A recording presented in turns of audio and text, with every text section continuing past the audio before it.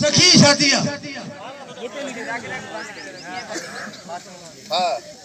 मासूम ना है ये अली जो पहलवाना मोहम्मद ईसा है मोहम्मद खान पहोड़ मासूम ना तो बड़े तो घर छो वेंदो तो मर ड्यूटी नहीं दो तुझी ड्यूटी नहीं दो खैर कोई मसलो ना है अरे तू रिश्ता से इधर मुद्रो सखी समाज मुद्रो हां सखी समाज जा तू तरते आया हुई तो लो ठक्का घुराईदा से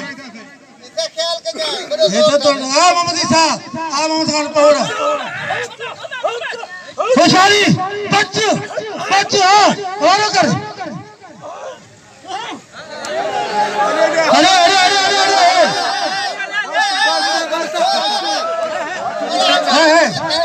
दोस्तों अॼु पाण हाज़िर थिया आहियूं मलाखड़े रांदि जे हवाले सां। मलाखड़ो रांदि ज़िले कशमोर जे शहर गुड्डू में 3 ॾींहंनि ताईं सख़्तु मुक़ाबिला मुनक़िद कराया विया। 3 ॾींहंनि जे सख़्तु मुक़ाबिलनि मुनक़िद थियण खां पोइ सोभारे थियल पहलवाननि में मास्तर मोहम्मद इलियास मीराणी, मोहम्मद ईसा मीराणी, तालिब हुसैन शेख ऐं मोहम्मद खान पहोड़ हिननि मलाखड़नि में सरसी हासिलु कई। जॾहिं त हिन मलाखड़े में पूरी सिंध जे मुख़्तलिफ़ इलाइक़नि मां मल पहलवाननि वॾे अंग में शिरकत कई, जिन खे ॾिसण लाइ गुड्डू, कशमोर, बडाणी, कंदकोट ऐं करमपुर जा शौक़ीन बि हिननि मलाखड़नि खे ॾिसण लाइ पहुता। दोस्तों तव्हांखे ख़बर आहे त मलाखड़ो रांदि बुनियादी तौरु मुअनि जे दड़े जी तहज़ीब वारनि माण्हुनि जी रांदि हुई ऐं मुअनि जे दड़े खां पोइ वारी जदीद सिंध अंदरि हिन मलाखड़े रांदि उरूज ऐं ओज हासिलु कयो। हिन वक़्तु मलाखड़ो रांदि कराची खां कशमोर ताईं विढ़ी वञे थी, जंहिंमें वॾा वॾा पहलवान पंहिंजो नालो ऐं मक़ाम हासिलु करे चुका आहिनि। मलाखड़े रांदि खे नवां रंग ॾींदड़ ऐं जदीद सिंध में नए नमूने दुनिया ताईं पहुचाइण ऐं मुतारिफ़ कराइण में जेको किरदारु पाण खे नज़र अचे थो उहो शेर मलाह जो नज़र अचे थो, जंहिंखे शेर सिंध जो बि ख़िताबु मिलियो। ऐं उन खां पोइ पाण खे जदीद सिंध में ग़ुलाम सरवर जतोई जे हवाले सां जंहिंखे स्टूडेंट पहलवान बि सॾियो वेंदो हो, उन वरी हिन रांदि खे नवां रंग ऐं नवां अंदाज़ ॾिना। जंहिंखां पोइ वारी जदीद सिंध अंदरि मलाखड़े रांदि खे जेको उरूज ऐं ओज ताईं पहुचायो उहो शाहनवाज़ मीराणी हुयो, जंहिंजो वास्तो डुंडी सां हो।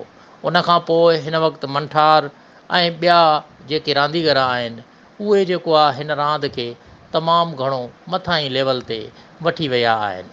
हिन वक़्तु मलाखड़ो रांदि पूरी दुनिया अंदरि बि खेॾी वञे थी, पर उहो मलाखड़ो थोरो हिन रांदि खां मुख़्तलिफ़ आहे। चीकोस्लोवाकिया हुजे या ॿियूं रूस जूं रियासतूं हुजनि, उन्हनि में बि मलाखड़ो रांदि तमामु घणी खेॾी वञे थी, जिन में पिणु सिंध जे रांदीगरनि शिरकत कई आहे ऐं उते बि शोभा हासिलु कई आहे। हीअ तव्हां मंज़र ॾिसी रहिया आहियो गुड्डू में मुनक़िद थियल मलाखड़े जा, जंहिंमें पहलवान तव्हांजी स्क्रीन ते विढ़ंदे नज़र अची रहिया आहिनि। हिन वक़्तु घुर्ज इन ॻाल्हि जी आहे त मलाखड़े रांदि खे जदीद बुनियादनि ते अस्तवार करण लाइ, मलाखड़े खे नवां रंग ढंग ॾियण जे लाइ सिख्या कई वञे ऐं मलाखड़े जे पहलवाननि खे उहे मराहतूं ॾिनियूं वञनि जेके कंहिं क्रिकेटर या ॿी रांदि जे रांदीगर खे मिलंदियूं आहिनि। ऐं हिननि मलाखड़े जे रांदीगरनि खे न रुॻो पूरी सिंध बल्कि चइनी सूबनि में मुनक़िद करायो वञे।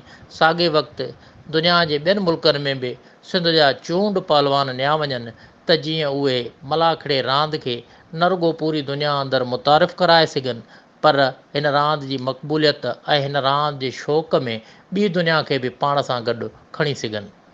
उमेद त दोस्तो तव्हांखे मुंहिंजूं ॻाल्हियूं पसंदि आयूं हूंदियूं। जे पसंदि अचनि त मुंहिंजे हिन चैनल खे सब्सक्राइब ज़रूरु कंदा ऐं पंहिंजी दुआउनि में हमेशह यादि रखंदा।